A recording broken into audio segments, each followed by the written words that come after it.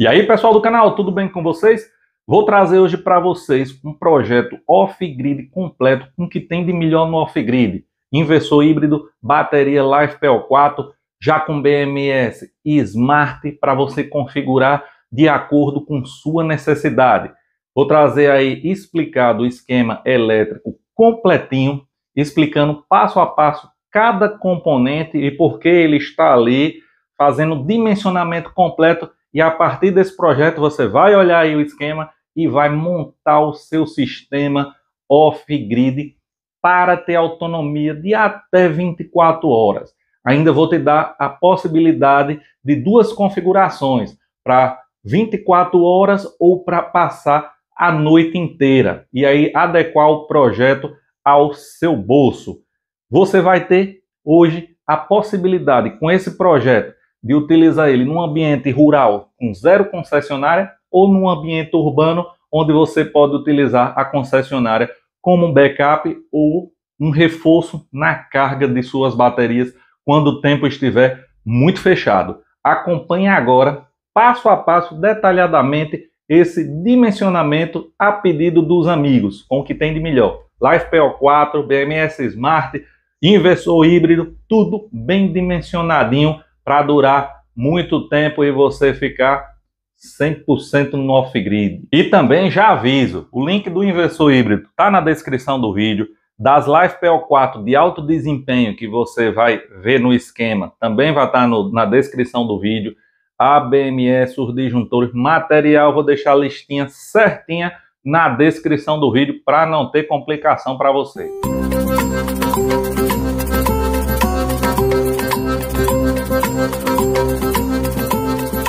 Vamos lá, pessoal, aqui para o projeto, para você entender esse projeto de energia solar off-grid completo, utilizando aí as baterias LiFePO4 e inversor híbrido. Você vai ter um melhor aqui nesse projeto. E BMS Smart, ou seja, inteligente, programável, que dá para você adaptar seu projeto de acordo com o seu bolso e depois expandir. Você vai entender. Vamos começar a falar um pouquinho logo do nosso inversor. O projeto, a base vai ser esse inversor híbrido. Ele é de 3.000 VA, o que dá 2.400 watts nominal. A tensão de entrada, como ele é um inversor híbrido, ele utiliza aqui, ele tem uma entrada para a concessionária e uma saída, que é a saída que vai mesclar ou concessionária ou o off-grid aí vindo das placas e da bateria. Eu preciso ter concessionária para usar esse inversor? Não. Se você estiver na roça, aí no campo, e quiser usar ele somente como inversor off-grid sem concessionária, também é possível. Não é necessário ter essa ligação aqui com a concessionária. Mas, porém, se você tiver, você pode usar ela como backup ou como reforço na carga de suas baterias e você vai entender mais um pouquinho. Esse projeto aqui, a tensão de saída desse inversor, que o link está na descrição do vídeo, é 220 volts. Nada impede que você utilize um com 127 volts, que até na loja acho que tem. Vou deixar o link aí, você dá uma pesquisada no modelo 127 volts. Mas é o modelo que eu tenho aqui, a gente vai fazer com base nesse modelo. A entrada dele é 24 volts do banco de baterias. Então, vamos calcular tudo conforme esses parâmetros. Vamos lá, como a gente tem um inversor com saída aí de 2.400 watts, a gente calculou aqui as placas mais ou menos na potência próxima à máxima do inversor. São 4 placas de 550 watts, o que vai garantir 2.200 watts pico de produção. Vejam, nós temos aqui a tensão de entrada PV, que é de painel fotovoltaico desse inversor, é a partir dos 90 volts. Ou seja, a gente tem uma tensão mínima de excitação desse inversor. Como é de 90 a 450, a gente precisou associar aí 4 placas grandes de 550, que garantiu a tensão mínima e garantiu uma boa potência. Posso usar umas placas menores? Pode. Vou colocar aqui como exemplo. Essa placa de 550 watts, ela tem a tensão em aberto de 42,28 volts, ou seja, vezes 4 em série, a gente tem 169 volts vindo aí dessa string para a entrada do inversor. Existem placas com mais de 330, 340 watts, que ela, apesar de ter uma potência menor, a tensão dela também chega a casa dos 40 volts. Ou seja, eu posso associar 4 placas de 340 watts e manter aí os 4488816, 160 volts também na entrada. Lógico que a potência vai reduzir, mas dá para associar placas aí de 330, 340, garanta a tensão e uma boa potência em placa. Você vai estar em torno ali dos 1300 watts por aí, se utilizar as placas menores. Mas nesse caso aqui a gente utilizou essa de 550.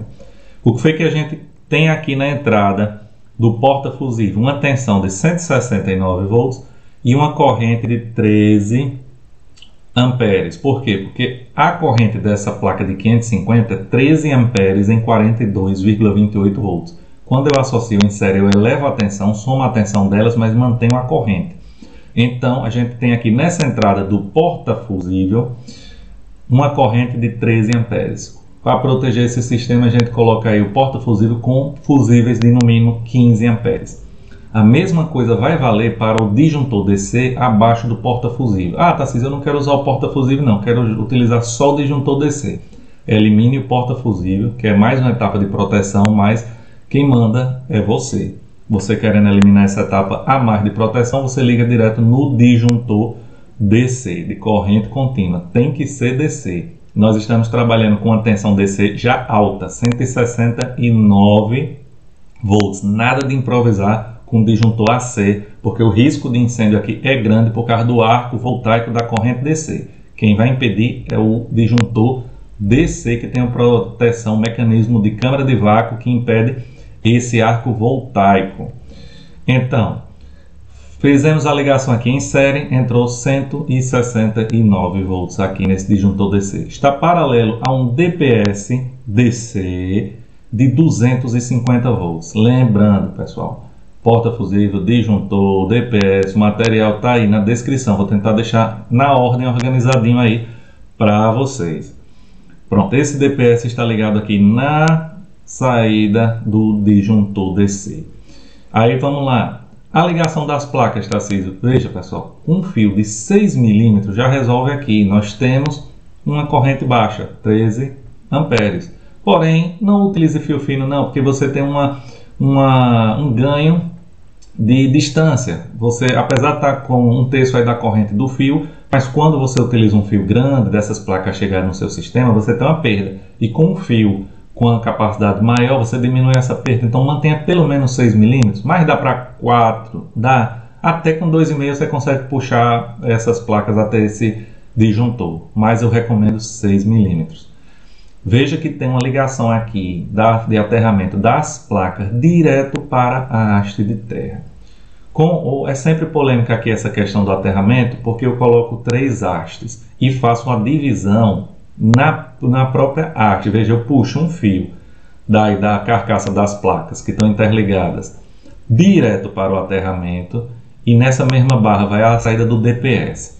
Eu entendo, como eu já expliquei aqui no canal, que as descargas eletrostáticas ou interferências mecânicas, esse desvio dessa alta tensão, mesmo que seja em milissegundos e muito pouco a corrente, ela deve escoar independentemente dos outros sistemas de terra. Ah, mas as hastes vão estar interligadas? Mas vão se interligar lá no terra, uma próxima à outra. Vai ser a interligação das barras lá já na terra. Ou seja, não corre o risco de uma descarga vir pelas placas e retornar para o sistema. Ela vai percorrer o caminho mais fácil para o terra e já fica por lá mesmo. Vejam agora, na sequência, continua aqui a ligação até a entrada PV do inversor híbrido. Lembrando que tem um vídeo no canal que eu ensino a fazer todas essas ligações aqui, desmontar essa capinha do híbrido e fazer as ligações.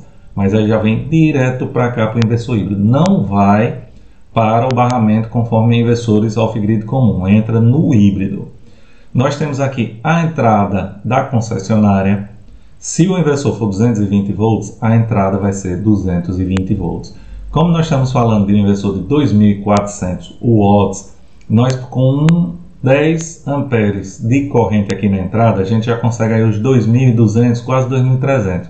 Então, um disjuntor de 12 amperes AC aqui para proteger a entrada da concessionária já resolve o problema. Temos aí um aterramento que vai da carcaça. Esse inversor tem um pino de aterramento que vai direto para a segunda barra de aterramento. Nós estamos falando de um aterramento de carcaça que pode ter vazamento de corrente AC. Não vou misturar com essa descarga estática das placas. Ah, Tarcísio, mas eu só tenho uma barra de aterramento, vou juntar tudo. Certo, junto, mas junte tudo lá no final. Não junta um barramento aqui em cima, não. Não faça um barramento de terra aqui em cima, não. Faça a junção na mesma barra lá embaixo, se não puder colocar as três. Vamos lá. Agora, o inversor tem a entrada para alimentação das baterias. Como a gente vai trabalhar num sistema de 2.400 watts em 24 volts, nós temos aí que ele pode puxar picos de corrente de até 100 amperes desse banco de baterias.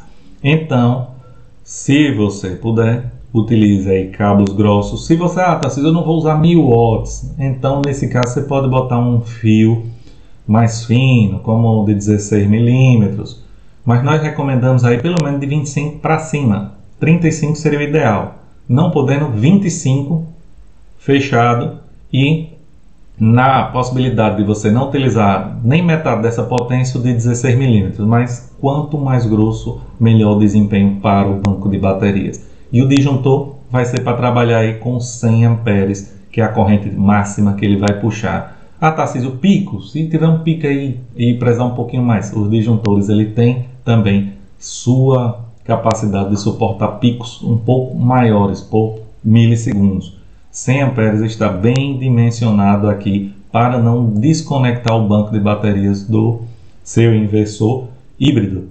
E aí você pode fazer a ligação dele, da saída do disjuntor, direto na BMS e no banco de baterias, ou utilizar um barramento. O barramento é sempre interessante, visto que você pode adicionar outros dispositivos aqui no barramento, monitores ou algum reforço de algum outro banco de baterias. Então deixei os barramentos aqui. Vejam agora, antes da gente falar do dimensionamento do banco de baterias, da carga do consumo, primeiro vamos terminar aqui a ligação, aí a gente volta para os detalhes de dimensionamento. Nós estamos utilizando aqui uma BMS Smart, que é isso, inteligente. Você entra no aplicativo via Bluetooth e vai configurar alguns parâmetros nessa BMS. O que é que ela lhe possibilita de cara? De cara, ela lhe possibilita que você comece com um banco de baterias com a metade da corrente que está aqui. Esse banco está com a capacidade máxima aqui de 200 amperes em 24 volts. Porém, você diz, eu não tenho esse dinheiro para montar um banco de 200 amperes em 24 volts para passar aí as 24 horas. Mas eu quero começar e quero utilizar durante um bom tempo, quero passar a noite toda. Vou utilizar aí os 100 amperes desse banco de baterias. Essa BMS você consegue configurar essa corrente aqui, a proteção da corrente máxima de saída. Se eu tiver com um banco aqui de 100 amperes e quiser limitar o pico de 100 amperes, eu venho nessa BMS Smart através do aplicativo e seto aqui 100 amperes, ou seja, passou de 100 amperes ela vai desligar, vai funcionar como um disjuntor. Passou de 100 amperes ela desliga o banco de bateria para proteger o que? O banco. Porque se você tiver um banco de 100 amperes e passar do pico da corrente contínua máxima recomendada de descarga desse banco, você vai danificar sua célula LiFePO4, jogando aí seu investimento no lixo. Então a gente tem que proteger. Não que você vá setar esses 100 amperes, vou falar sobre esse dimensionamento já já. Só estou explicando que tem a possibilidade de, com a BMS Smart, como essa JK, que é a que a gente comprou aqui para o canal para montar, e a gente fazer essa configuração de acordo com o banco. Para 200 amperes tem uma capacidade de subir ela para o máximo. Agora, para isso, você tem que comprar ela no mínimo a de 200 amperes, que você consegue configurar de 200 para baixo. Foi o que a gente fez aqui, a gente comprou a de 200 amperes e aí já tem margem suficiente para rodar com banco de 50, de 100, de 200 até 200. é o que a gente recomenda. Conforme disse, esses cabos aqui do banco de baterias, se puder, 35 mm. Não pôde, 25. Vai trabalhar com potência bem menor, 16, mas saiba, desempenho em corrente contínua, quanto mais grosso o cabo, menos perdas com o sistema de transmissão da corrente contínua. Nesse inversor você vai ter a saída que vai unificar a entrada de bateria, placa solar e concessionária. É a saída normal do seu inversor.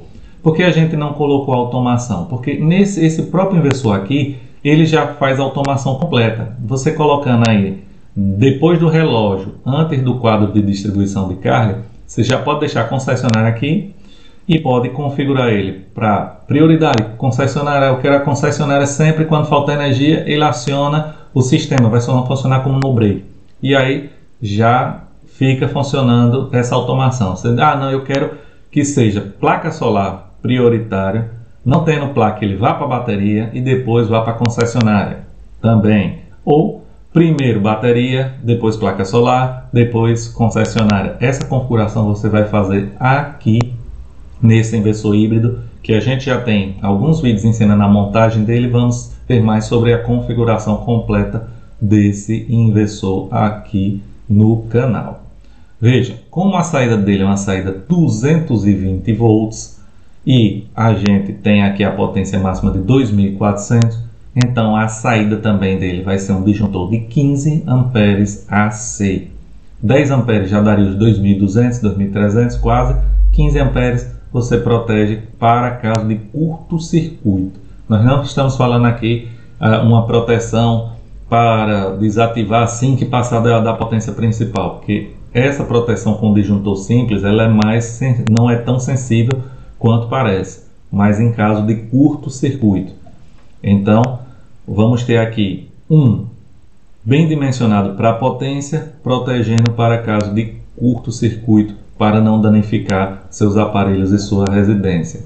Aqui, tomadinha, pode ser de 20 amperes ou a ligação no quadro no QDC. Já se você colocar o inversor na entrada do seu QDC, a saída aqui você não vai ligar a tomada, vai ligar na continuação da entrada da casa. E aí você tem duas tensões, aí você tem que fazer a instalação de acordo com o que está sua residência. Se todos os seus aparelhos forem 220 volts, você pode ligar um inversor 220 volts para alimentar toda a casa com uma observação. Esse inversor com essa potência, esse banco de baterias, não é para estar alimentando chuveiro elétrico. Chuveiro elétrico fora do sistema off-grid. Existem outros sistemas de aquecimento de água mais eficientes do que o chuveiro elétrico no off-grid. Exemplo do sistema de aquecimento por boiler, etc.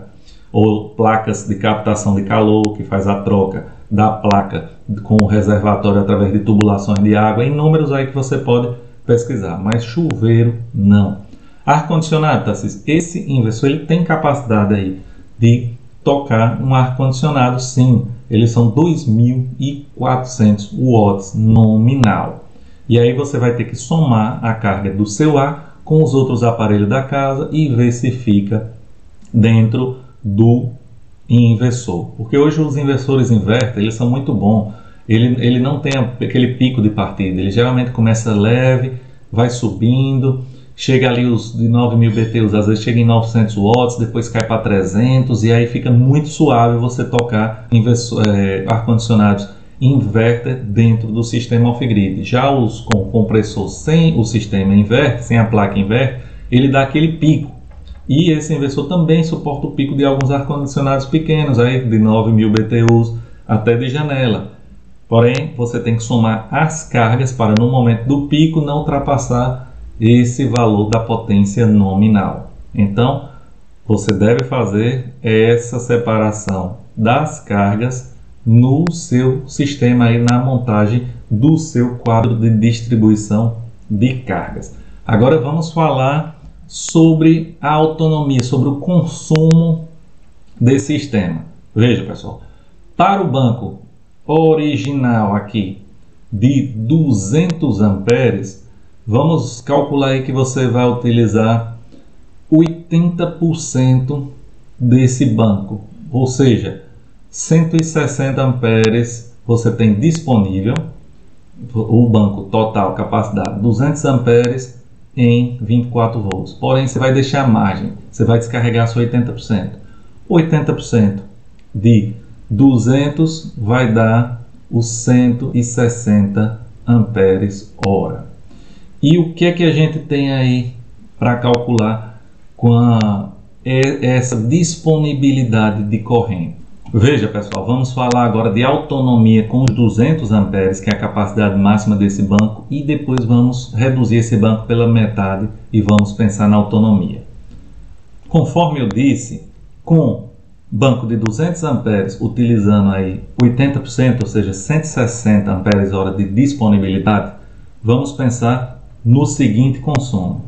Se eu pegar 1/10 da capacidade desse banco, ou seja, uma descarga a 16 amperes hora, nós temos aí, vamos multiplicar 16 amperes vezes a tensão nominal do banco. Qual é a tensão nominal do banco?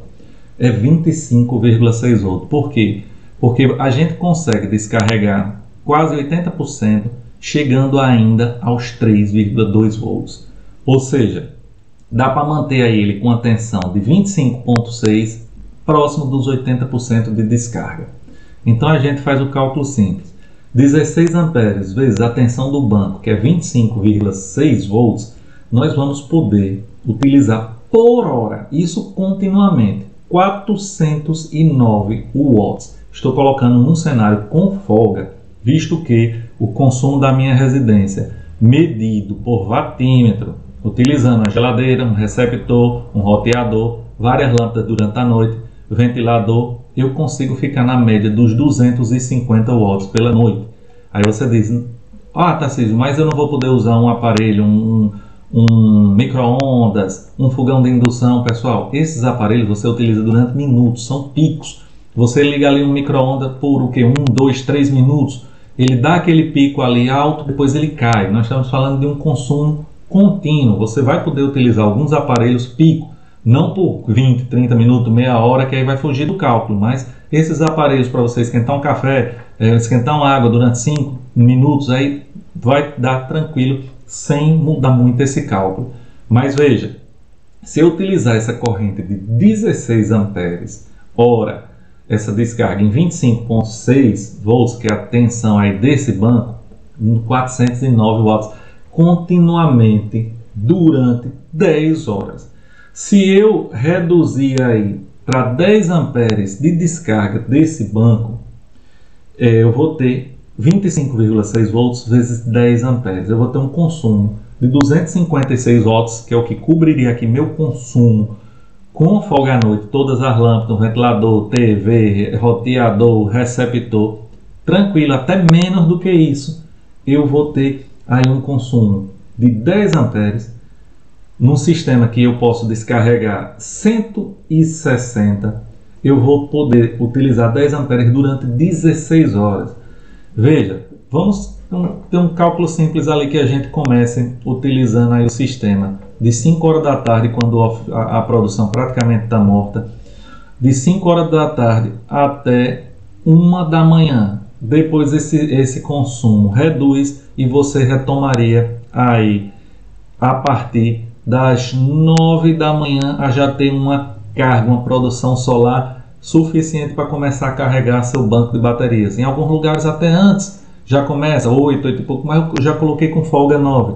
Você teria horas suficientes de autonomia, 16 horas, para poder movimentar seu sistema praticamente de um dia para o outro, chamado off-grid 24 horas. Até porque você não vai estar secando o banco de bateria durante o dia com produção solar. Você tem que calcular a partir do momento que parou a produção até o início da sua produção com corrente suficiente para começar a recarregar seu banco e manter suas cargas. Ou seja, você tem a possibilidade aí de utilizar num modo mais pesado, com 409 watts por hora durante aí umas 10 horas, ou utilizar 16 horas num modo mais leve com cargas de até 260 watts. Vamos dizer assim, você tem uma boa autonomia. E qual a diferença que você vai fazer isso? Esse banco aqui, Tarcísio, é como é formado? São 8 células de 200 amperes? Não, pessoal. As células de 200 amperes são, por enquanto, mais chatas para importar. A gente faz o sistema aqui de 8S, porém com duas baterias de 100 amperes paralela. Duas paralelas, duas paralelas, duas paralelas, e depois vai montando a série, fazendo aí um série paralelo de baterias de 100 amperes. Ah, Tarcísio, mas eu quero montar um sistema com apenas 100 amperes. Você pode montar, não vai mudar em nada essa configuração aqui. A única coisa, você vai dar uma reduzida na sua autonomia, porque um sistema de 100 amperes de LiFePO4, você vai poder aí extrair 80% dessa capacidade, ou seja, 80 amperes. Se você tirar 10 amperes por hora, manter aí na sua descarga de até 256 watts por hora, você vai conseguir 8 horas de autonomia total nessa potência.